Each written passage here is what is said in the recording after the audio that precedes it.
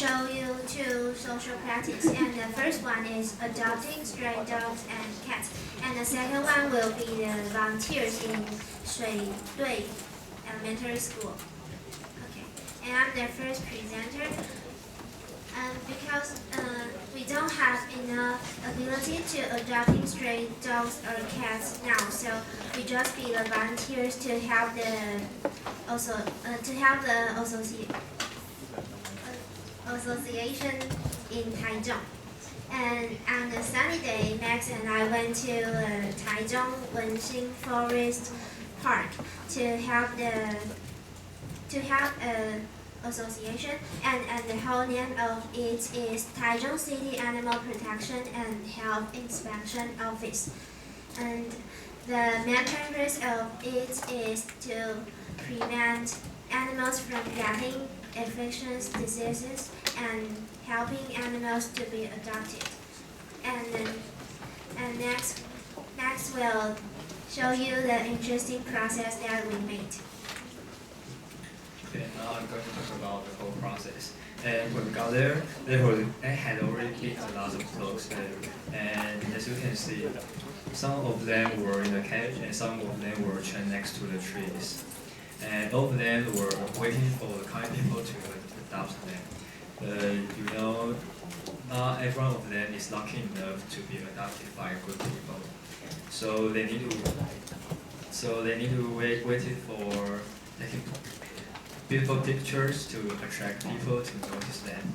And actually, a lot of dogs were found in industrial area, and holders told us that because of the bad surroundings, a lot of them got injured seriously or the bad diseases, and they need to take care of them and help them, and even heal them until they found their keepers.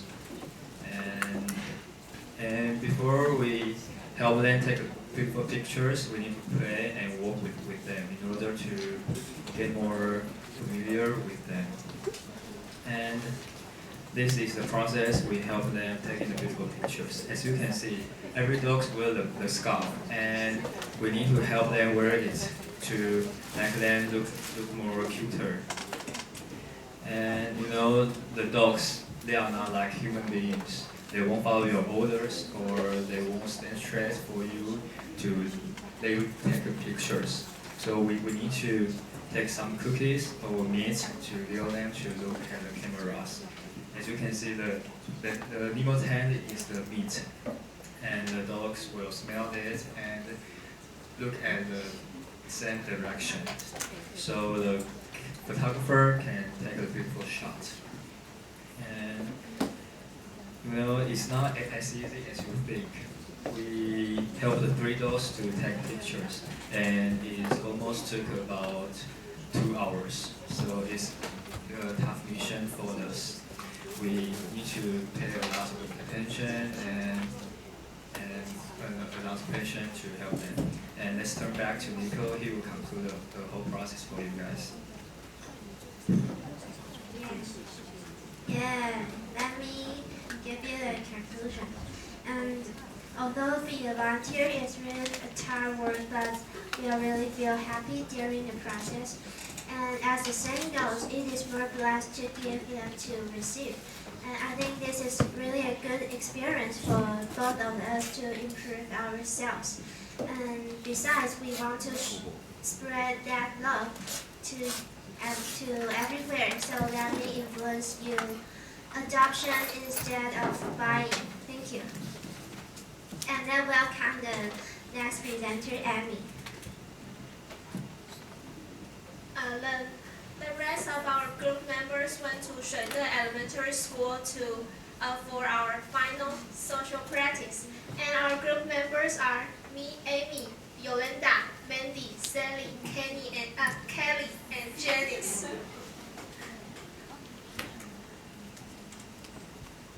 Now let me give you a brief introduction of Shuide Elementary School.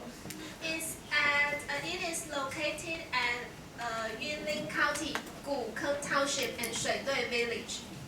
And there is a Shuide in the front yard.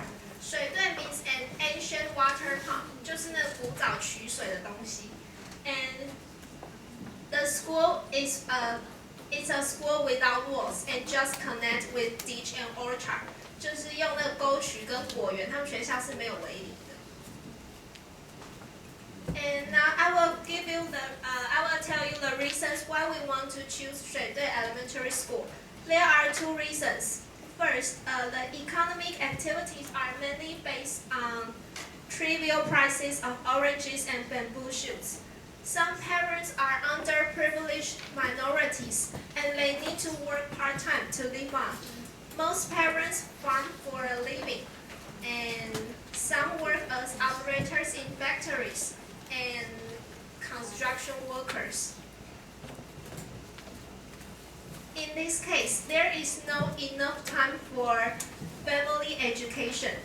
Coupled with economic factors, a large number of students in this community are grandparents raising, single parenthood, and children of foreign spouses. Therefore, many of them need educational resources to assist normal studies.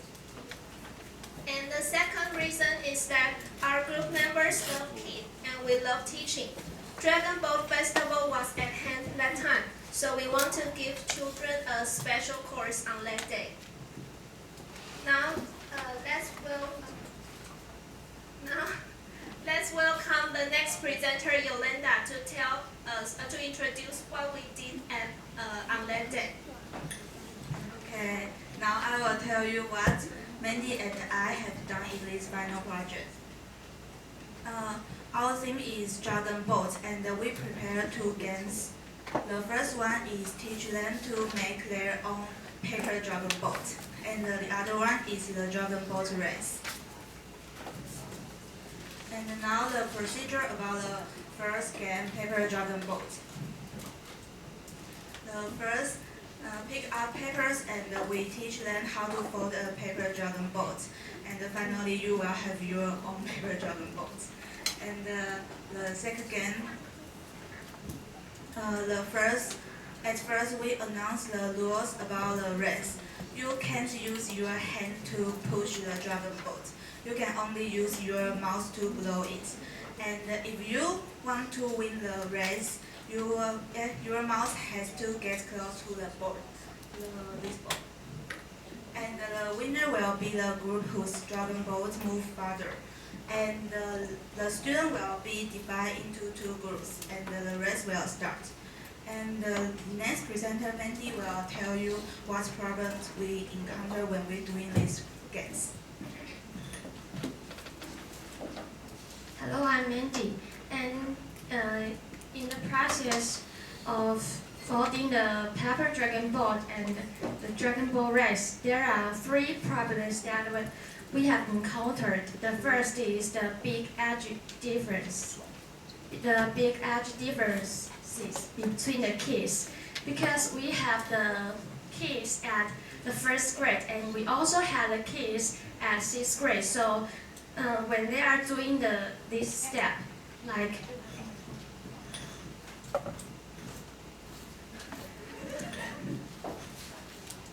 reverse the inner side out. This step is very easy for the kids at the 6th and the 5th grade. However, for the kids at first and second grade, this is hard and challenging, so they might need more time and need more help. But this is not challenging at all for the kids at 5th and the 6th grade. And the second is the time limitation. Because each group was divided by their grades, not numbers. So some groups has more members, and they need more time and need more help. But because each group was distributed the same amount of time. So when the first and the second grade was still playing the game, but the 5th and the 6th grade was already awaiting. And the third one is out of control because some groups has more group members, and they can fill up the whole room, and so it is hard to keep the order. Okay, this is my part.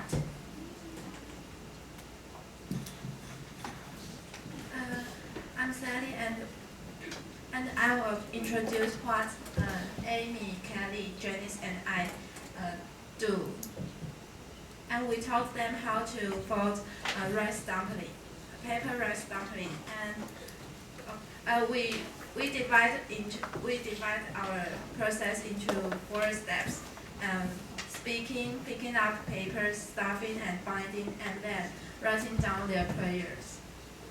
And first one is speaking. We taught them how to say Dragon Boat Festival, rice dumpling, pork, and egg before they start, like the picture. And then we will talk. The children can pick up one of the paper they like, and then the paper would be the skin of the rice dumpling. And after that, we ask them to fold the paper into half and bind the paper by 2 pieces of tape. And then they will put different kinds of paper into the rice dumpling. There are three colors: pink, white, and yellow. They represent pork, rice, and egg. And they will put the three kinds of paper and a bell into the rice dumpling, and then they can bind their rice dumpling. And after that, they will write down their prayer on the paper, like healthy or happy Dragon Ball Festival. And then we finish like what they hold in their hand. And later Kelly will tell you what difficulty we met. Hello, my name is Kelly, and my part is going to show you the difficulty we met when we were doing this volunteer activity. The first one is unexpected changes. Actually, in the beginning, we just got a message from Professor Yang that we had to tell the story about the Dragon Ball Festival and make the rice dumpling, teach them how to make the rice dumpling. But as we arrived at the elementary school, we just found out that the schedule was changed, and the place we are going to teach became much smaller. And so we were combined into another group that is Dragon Ball group. So at first we had 20 minutes to teach children, but after the combination we just got 10 minutes left, which is a little time, which forced us to delete the drama part because we were going to use drama to teach them the story about Dragon Ball Festival. And because of the changes, we spent lots of time on discussing the details of the whole procedures, which led us to the lack of preparation. Actually, we didn't have too much time on preparing the material that were used to make the rice dumpling. And as you know, children are energetic and curious, so some of them don't want our help. They didn't listen to our instruction. They just want to make the rice dumpling by themselves. And some of them even take away our tools. But the other part of students just wait for our help because they didn't know how to make the rice dumpling.